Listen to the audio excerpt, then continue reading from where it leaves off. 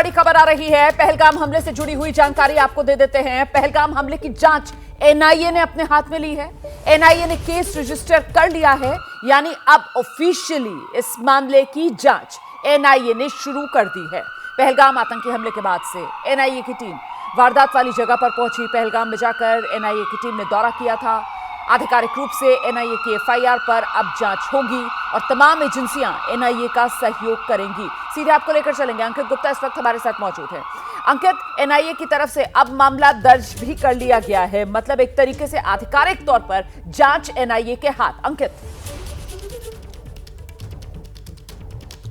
बिल्कुल आधिकारिक तौर पर जांच एनआईए के हाथ पहुंच चुकी है, लेकिन रुमाना हमको यह भी ध्यान में रखना होगा कि एनआईए ने अपनी जांच तो तभी से शुरू कर दी थी जब ये घटना हुआ था। उसके कुछ ही घंटों बाद में एनआईए की टीम वहां पर पहुंच गई थी। खुद गृह मंत्री अमित शाह जब वहां पर जो पहुंचे थे घटनास्थल पर, तो एनआईए की टीम उससे पहले वहां पर पहुंच चुकी थी और सबूतों को जुटाने का काम अपने तरीके से शुरू कर दिया था। हालांकि आधिकारिक तौर पर जांच नहीं मिली थी, लिहाजा उस दौरान जो जांच का जिम्मा था वो जम्मू कश्मीर पुलिस के पास में था। लेकिन अब आधिकारिक तौर पर केंद्रीय गृह मंत्रालय की तरफ से एनआईए को जांच सौंप दी गई है। इसका मतलब क्या हुआ? इसका मतलब ये हुआ कि अभी तक जो जांच जम्मू कश्मीर पुलिस ने की है, जो भी तथ्य सामने आए हैं, वो अब आधिकारिक तौर पर एनआईए के पास में ट्रांसफर हो जाएंगे। और एनआईए अमूमन जो कोई भी आतंकी घटना होती है उस मामलों में जांच करता है। और एनआईए की जांच क्यों महत्वपूर्ण हो जाती है? एनआईए की जांच इस वजह से महत्वपूर्ण हो जाती है क्योंकि एनआईए के पास में तमाम जो आतंकी घटना है उनसे जुड़े हुए जो सबूत हैं उनको जो लिंक करने में आसानी होती है। जो आतंकियों से जुड़ी हुई जानकारी है उनके पास में पहले से मौजूद है, किसी ना किसी पहली घटना से जुड़ी हुई, तो वो वहां से लिंक कर सकते हैं और अपनी जांच को और ज्यादा साइंटिफिक तरीके से आगे बढ़ा सकते हैं। एनआईए मतलब नेशनल इन्वेस्टिगेशन एजेंसी, और आतंक से जुड़े मामलों की जांच का जिम्मा देश भर में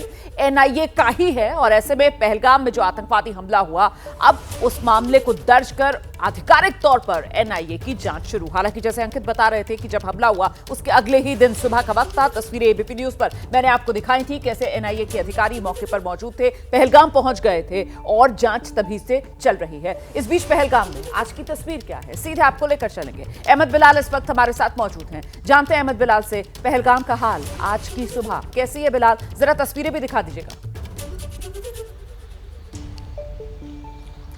रुमाना, देखिए आपको बिल्कुल बताना चाहूंगा कि जैसा कि मेरे सहयोगी बता रहे थे कि एनआईए ने ऑफिशियली तौर पर ये जांच जो है एफआईआर दर्ज के जांच शुरू कर दी है। लेकिन उसके बाद से हम आपको तस्वीर दिखाएं तो देखिए मेरे पीछे ये बैसरन घाटी, यानी कि जहां पर बीते मंगलवार को जो आतंकी हमला हुआ था उस वहां तक जाने के रास्ते अब जो है वो पूरी तरीके से ब्लॉक कर दिए गए हैं। यहाँ पर कंटीली तारे जो हैं ये कल तक नहीं दिखाई दे रही थी, लेकिन आज सुबह से ये कंटीली तारे जो हैं जो बैसरन घाटी की तरफ जाने वाला रास्ता है अब वो पूरी तरीके से, यानी कि जो लोकल जो स्थानीय लोग हैं उनको भी अब, इसके अलावा जो मीडिया कर्मी हैं उनको भी अब वहां तक जाने की इजाजत नहीं है। इसके अलावा जो सीआरपीएफ के जो जवान हैं वो भी यहां पर तैनात कर दिए गए हैं और यही रास्ता तकरीबन यहां से 6 किलोमीटर ऊंचाई पर जो है वो चढ़ करके बैसरन घाटी, जिसे मिनी स्विट्जरलैंड कहा जाता है, वहां तक जाने का रास्ता है। लेकिन अब इस रास्ते पे जाने के लिए किसी को इजाजत नहीं है, ताकि इसकी वजह यह भी है क्योंकि किसी तरीके से जो इन्वेस्टिगेशन, जो जांच जो है वो जिस तरीके से आगे बढ़ रही है तो उसमें कोई बाधा ना आने पाए, इसलिए अब जो है वो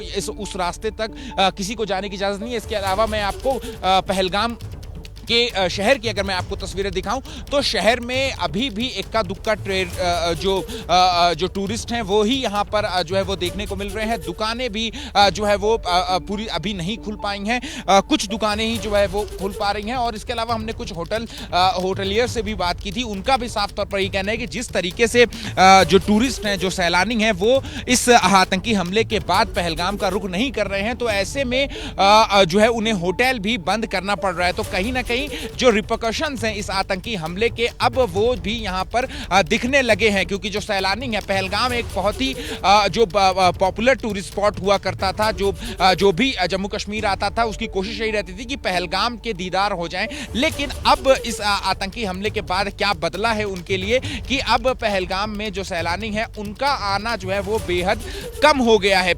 और ये जो सुनसान पहलगाम आप देख रहे हैं, हम आपको ऊपर से तस्वीरें दिखा रहे हैं, आम दिनों में यहाँ पर पर काफी चहलकदमी रहती है, काफी भीड़ रहती है, लेकिन इस वक्त जो है ये पूरा पहलगाम जो शहर है वो एक सुनसान चादर में लिपटे हुए है। और इसकी वजह जो है वो यही है कि इस आतंकी हमले के बाद बहुत कम सैलानी हैं जो कि इस यहां तक आने का जो है वो आने का फैसला ले रहे हैं। तो ये तस्वीर जो है वो हम आपको दिखा रहे हैं पहलगाम की ही, कि इस आतंकी हमले के बाद जो लंबे समय के लिए जो रिपरकशन है अब उसकी तस्वीर जो है वो देखने को मिलनी शुरू हो गई। रोमाना, बिल्कुल, तो ये वो पहलगाम की पहाड़ियां हैं जो खून से लाल हुई थी। 22 अप्रैल की वो तारीख थी और इन्हीं पहलगाम की पहाड़ियों ने वो आतंक का मंजर भी देखा, ये उसकी भी गवाह है, और साथ ही साथ उस दर्द को भी महसूस किया। यहां पर अपनों के खोने के बाद जो पर्यटकों के आंसू थे, जो उनकी चीखों पुकार थी, उस सब की गवाह ये पहलगाम के पहाड़। और इस वक्त यहां सब कुछ सिर्फ और सिर्फ सन्नाटे में लिपटा हुआ नजर आ रहा है। इस बीच आपको बता दें, सुरक्षा पुख्ता, वो तस्वीरें आप देख रहे थे। वहीं पहलगाम की वेस्टर्न घाटी में आतंकी हमले के बाद भारत जिस तरीके से एक के बाद एक कदम उठा रहा है, पाकिस्तान घबरा गया है। पाकिस्तान के नेता जिस तरीके की बयानबाजी कर रहे हैं उससे साफ है पाकिस्तान को अब जवाबी कार्रवाई का भारत की तरफ से डर सता रहा है। पाकिस्तान के पूर्व विदेश मंत्री बिलावल भुट्टो के बाद अब रेल मंत्री हनीफ अब्बासी ने भारत को गीदड़ भभकी दी है। कह रहे हैं पाकिस्तान के पास 130 परमाणु बम सजाने के लिए नहीं रखे। ये जो गोरी शहीन गजनवी, ये चौकों में सजाने के लिए नहीं हमने रखे हुए, ये हमने हिंदुस्तान के लिए रखे हैं बाबा। ये जो 130 एटॉमिक हमारे पास वेपन है वो हमने सिर्फ मॉडल बनाने के लिए नहीं रखे हुए, और आपको पता ही नहीं कि हमने पाकिस्तान के किस किस हिस्से में रखे हुए हैं। मैं दोबारा दोहराने लगा हूं, ये जो बैलिस्टिक मिसाइल हैं, ये जो क्रूज मिसाइल हैं, ये जो शाहीन है, गौरी है, ये मैं फिर दोहराने लगा हूं, ये हमारे चौकों में नहीं है, ये हमारे बिल्कुल आप इनका रुख आपकी तरफ है और किसी की तरफ नहीं है। वहीं पाकिस्तान के पंजाब प्रांत से पूर्व सीएम नजम सेठी ने कबूला, पाकिस्तान भारत से ज्यादा दिन तक जंग नहीं लड़ पाएगा। लिमिटेड वॉर के अंदर इंडिया हावी नहीं हो सकता अगेंस्ट पाकिस्तान। पाकिस्तान की जो एयरफोर्स और आर्मी है, it can take care of itself on any front. India को पता है, तारीख बताती है इंडिया। लॉन्ग वॉर वो पाकिस्तान सस्टेन नहीं कर सकता, क्योंकि पाकिस्तान के पास वो रिसोर्सेज नहीं है। 3 महीने की जंग हो, फौजें लड़ रही है, वो पाकिस्तान नहीं सस्टेन कर सकता। And that is where the nuclear option comes in. और वो पाकिस्तान ने वाजे कर दिया कि यही सिचुएशन है जिसमें हम न्यूक्लियर करेंगे। और इंडिया को पता है कि कोट अनकोट पागल है, शायद कर ही दे।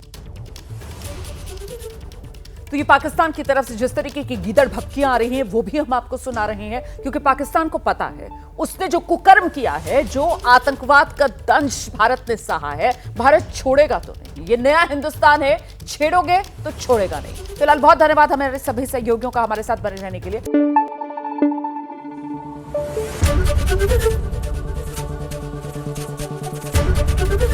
एबीपी न्यूज आपको रखे आगे।